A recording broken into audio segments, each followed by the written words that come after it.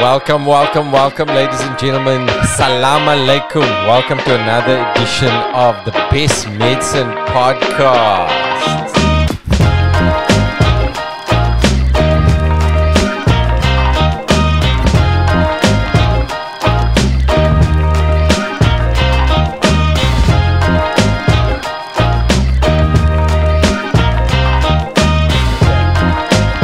Okay, that's enough of that. That's enough of that. I apologize. I don't know. That was almost a full-blown epileptic seizure.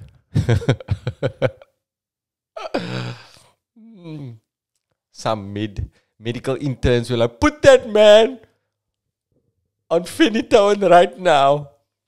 Okay. Now, phenytoin, I fear, is like a very old reference. Probably outdated anti-epileptic, anti-seizure medication. Okay. That probably causes many side effects like anal leakage, Okay. Anyways, welcome guys to the Best Medicine Podcast with me, Dr. Riyad Musa. This is the podcast about comedy, creativity, laughter, and how it affects our health, wellness, mental health, physical health, financial health even. That's where I need a lot of assistance. Financial health, bruh.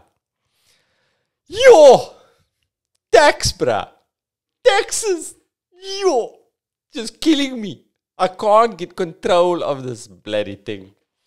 I'm even trying to, separate my accounts. Whenever money comes in, automatically 50% goes into an account that's made, for tax. It's not nice, It's not nice to be putting so much money aside for tax when, like in an environment where the government doesn't seem to be able to, provide basics like bloody lights. And to put in an extremely expensive, I don't want to say how much it costs, inverter, just to keep things going in my life. But I'm okay. I'm using creativity and the opportunity to create humor and spread humor throughout the world, to hopefully also provide myself with therapy. Right? Because we need to make things, not break things, people. Make things, don't break things. Riyad Musa. I think I made that up. I think so. Okay, it's nothing special, but okay. Anytime things rhyme, I think it's not bad, okay? Make things, don't break things. That's what I tell my kids. But anyways, Ramadan started now. So I actually don't know why I was dancing there. I don't know if that's allowed, really. Okay. But anyways, I did it. And it's been wonderful. I've been in a contemplative space thinking, what's the point of it all, bruh? What is the point of it all? Okay? It can't be the point of it like to have you guys like and subscribe to the podcast. Maybe join me on Patreon. I've got one follower or subscriber or supporter on Patreon, right? One person who thinks I'm of value to support me financially in a little way, with amazing benefits. Patreon.com/Riyad Musa. You get so many awesome benefits, like not just like ad-free podcasts, access to all of my comedy specials, discounts for my Best Medicine Virtual Comedy Club, discounts for my movies, including new material, which is available on my website, The Comedian's Cut, The Better Cut. My personal cut is available on my website. And, you don't need to support me financially. I don't require that because I do this for the love. That's why I'm doing this. It's my mission in life to spread joy and laughter and meaning. It's my meaning in life. I don't expect to be financially, reimbursed for that. I'm happy for you guys just to consume like my blood, sweat, and toil in creating this awesome content for you guys, and you don't feel the need like to give anything back. I don't expect it at all. But I do appreciate the $1 on Patreon. Okay, but anyways, what's the point of it all? Because Ramadan does sort of catalyze those thoughts. It does. It's a very, very special time. Obviously, we're fasting. I'm thinking, what's the point of it all? And it seems like my 5-year-old is going through the same thing, because he argued with me. We got into an argument yesterday, and he was like, Mikhail, I don't care if you die, Dad. I don't care if Zamir dies. I don't care if Hannah dies. I don't care if Mom dies. I don't care if Mahir dies. I don't care if you all die. Now, why did he embrace nihilism in this way? My 5-year-old.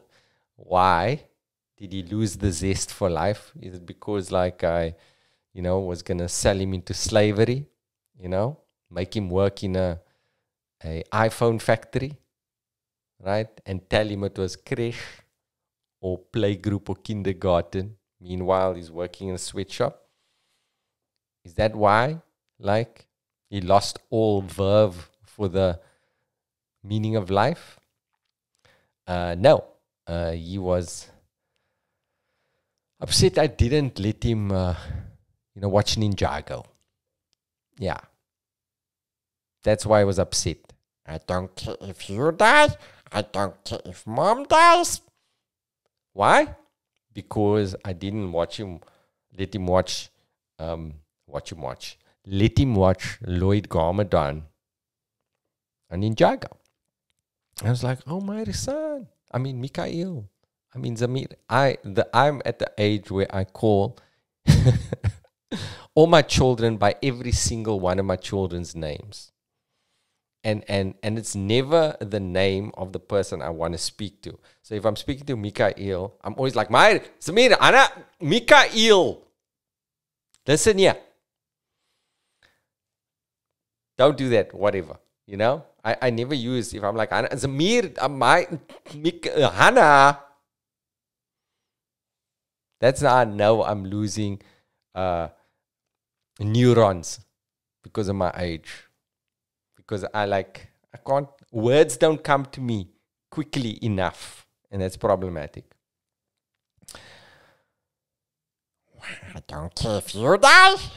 I don't care if Mom dies. I'm like, there I did it again. Like Mikhail. Mikhail, you really think about? Yes, I really think that.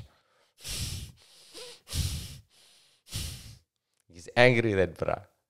And then I'm like, okay, because we're going to go to Spur later on. And, maybe get some like steak strips and stuff.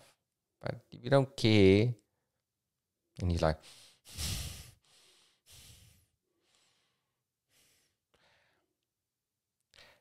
can I get smileys? And then I'm like, yes, you can get smileys. Dad, I was joking. I care if you die.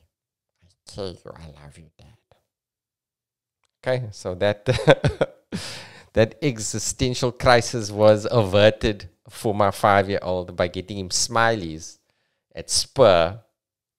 I don't care if I die. I don't care if you die.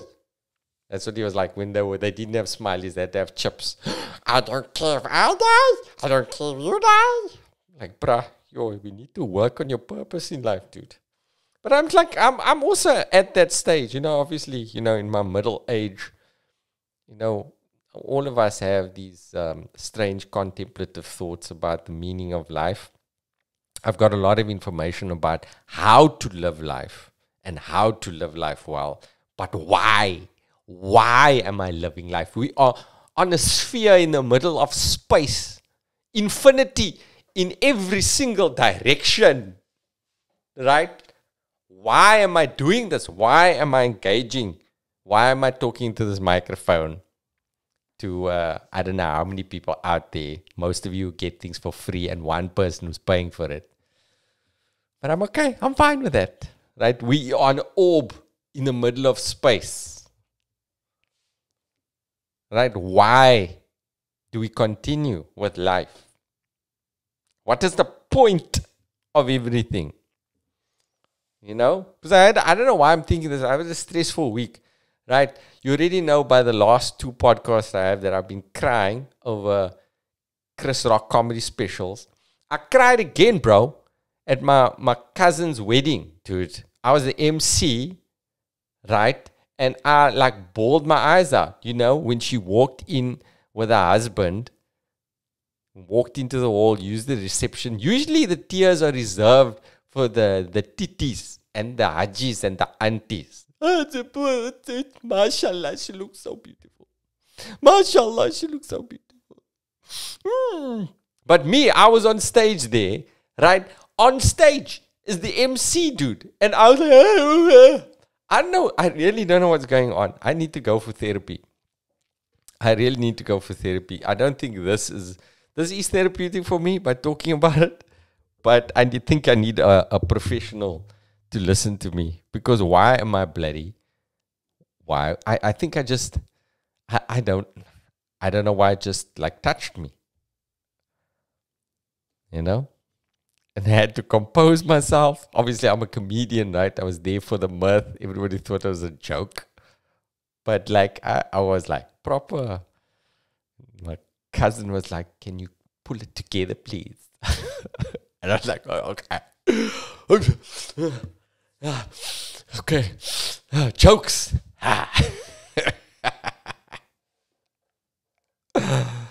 had a stressful week. Chopped my tooth. My bloody tooth. Chopped my tooth. And I was like, just a... And how did I chop my tooth? Apparently, I've been grinding my teeth at night. Not intentionally, because I've got a lot of anxiety. I grind my teeth at night. And then I bit into, like, I think it was a chip. And that was sufficient to chop my actual tooth. Right? And then I'm feeling sorry for myself. Then my wife's cousin, this bra, develops appendicitis. Ruptures his appendix, right? He's got inflammation and pus flowing throughout his peritoneal cavity, right? And I'm complaining that I look like Alfred E. Newman from Mad Magazine. But I look like a Middle Eastern, Lloyd from Dumb and Dumber. You know? Jim Carrey, bruh. Lloyd from Dumb and Dumber. That's how I look, bro. I look like such a goofball. It first happened to me. I first chipped my tooth when I fell off a stage. I literally fell off a stage. My reflexes were so amazing that I used my face to break my fall. This was, I think, when I was in my teens. It was some sort of fun day, and all the adults decided it's a good idea. Let's put all the games on the stage area of the Vigilance Hall in Wynberg, right? And there happened to be like a big, like a ridge at the edge of the stage. Someone pushed me off. Ah! Right? And this was a time where the adults was like, why are you carrying on?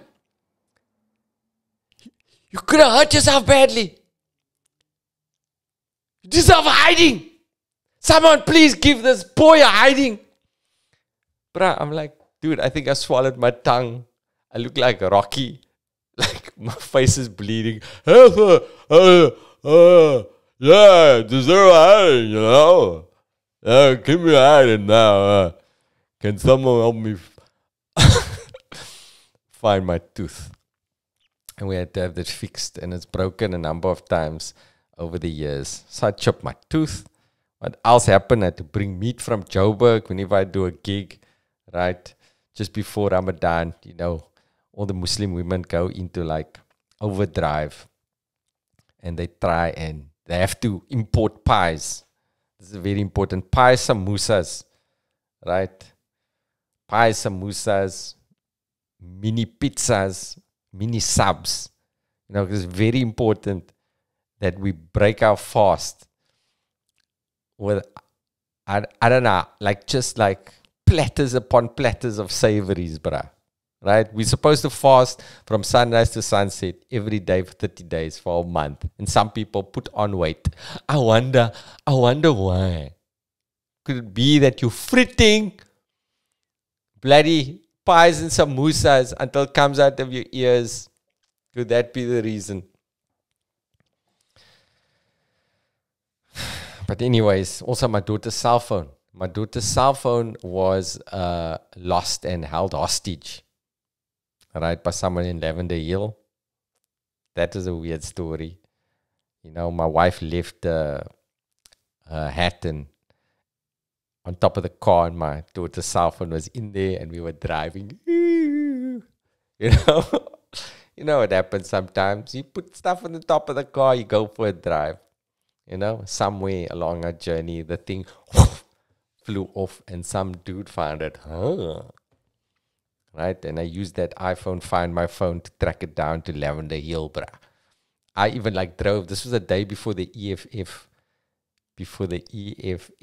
National shutdown, right? Before Julius Malema was getting his berets all nice and ready, you know, ironing his red overalls, right? I was driving through Lavender Hill trying to find which house is this, right? So I got to the house, I thought, but I couldn't pinpoint exactly. Not that I was going to burst in there like Liam Neeson. I don't know where you are, you know? Because the guy actually eventually, we left because before Ramadan, we said, in the name of Allah. My wife says, please return the phone. There will be a reward involved. All right? And then this phoned back. And it was like, you say, okay, so I found this phone. And you say it's going to be a reward. So how much is a reward? So I was like, okay, now I'm in hostage, negotiating with my daughter's phone. I'll give $500, which I think is more than generous, for a person who is, for an honest individual, right? Thank you for finding my phone. 500. I mean, can't you give but more?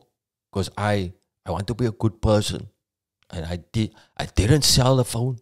I didn't sell it. I could have sold it. I could have sold the phone. I could have sold the cell phone, but I didn't because my mommy did tell for me that I must give it back because in the name of Allah. So I want to do it give it back in the name of Allah. But can't you? Because I could have sold it. Give me more. So now I'm negotiating with this brah. Right? He wants 1.5 for the cell phone. And I'm like, okay, now maybe I must just, what am I going to do here, bro? I phone my bro Osman, right? He gives me the number of some, ex-military militia brah. On his WhatsApp, he's got a assault rifle pointed. Right? He says, just get this guy. Yeah, he handles my security. Just get him. He'll sort it all out for you. Now this poor bra from Lavender Hill is going to get a mercenary going after him for my daughter's cell phone. I thought, okay, I'll just meet the dude, I'll meet him in a public space. Then my wife is like, no, how can you do that? Because you're famous. What if he finds out who you are and then he knows where you live? You can't do that. You can't just meet. You can't just do something like that. No, you have to do it with some other person. Send the security. So I'm going to send this brah. But this dude is he's busy rubbing nugget on his face right now, dude.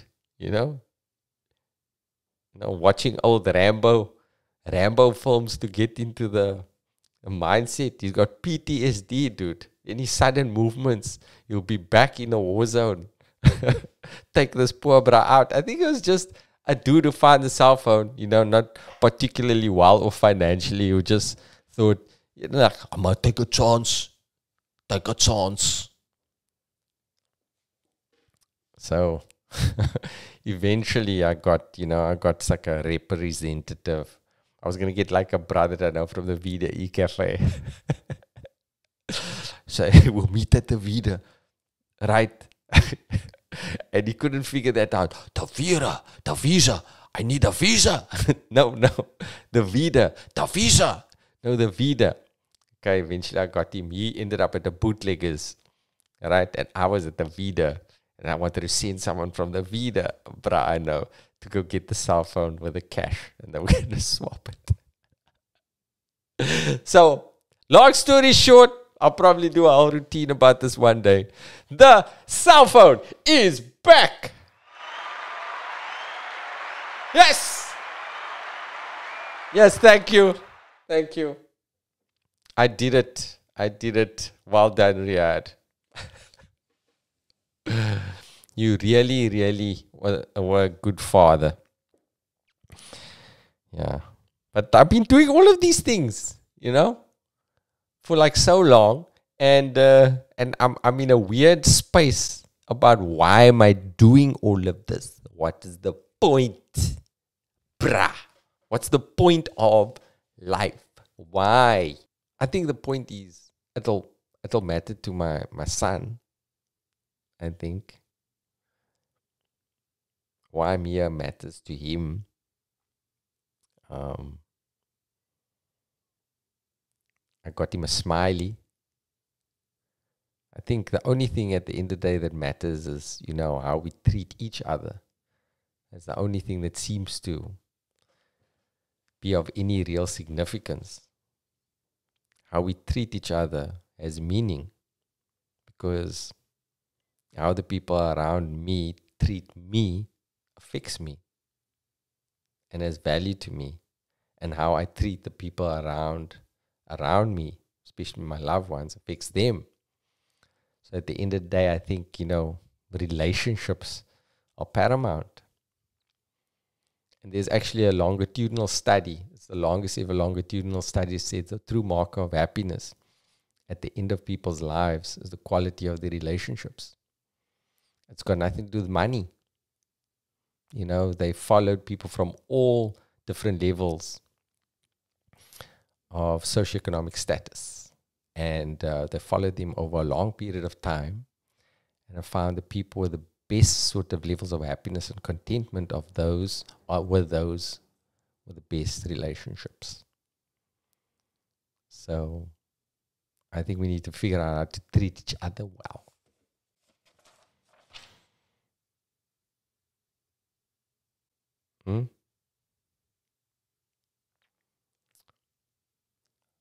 I think I need to finish now. So this is where I'm going. I was going to speak longer, but then just now when I changed my tone, you guys may not have heard, but my son, the same son I was talking about earlier on, was screaming from the bottom there, Dad! Dad! I need you! Dad! And he's getting upset. That's the same brother that's like, I don't care if you die. I don't care if I die. You don't want to hear that from a midget, a cute guy. And it's not just, he doesn't say it like that. He's also lost all his front teeth, right? Because of some weird accident that he had, knocked and cracked the root of the tooth. Now we had to remove the teeth. 5 years old. So it's like, I don't care if I die. I don't care if you die. I don't care if anyone dies. Dad, I don't care.